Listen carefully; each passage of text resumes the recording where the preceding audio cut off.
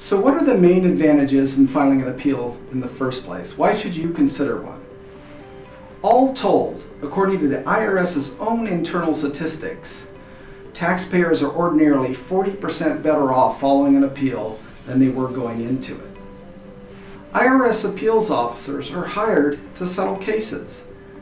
They are not evaluated by how much revenue they generate. They are evaluated by how quickly and effectively they fairly settle tax disputes between the IRS and taxpayers.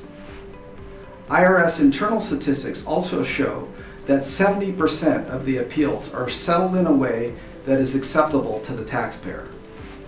And again, the main advantage of filing an appeal is your opportunity to settle a case without incurring the expense and the hassle of tax court litigation.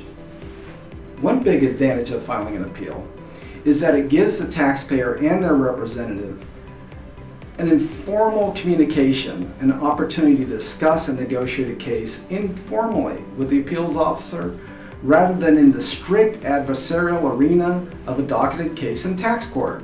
Moreover, the rules of evidence that apply in tax court are not adhered to in the informal appeals process. Taxpayers may even be able to get information in front of the appeals officer that would be formally inadmissible at a tax court trial.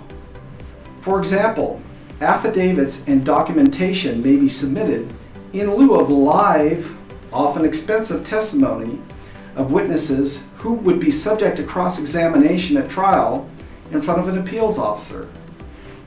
For example, rather than putting on expensive testimony of expert witnesses in front of a tax court, you could informally put forth affidavits and documentation of experts without having to have that expert cross-examined by an expert at trial.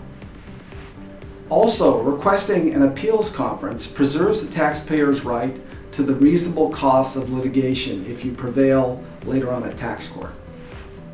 The appeals process also delays payment of the tax at issue, collection and payment. Promise me you won't file an appeal just to delay. I won't be representing you if that's your reason. The IRS will also delay issuing a notice of deficiency in a case. In other words, you got into appeals off of a 30-day letter and a protest rather than filing a notice of deficiency.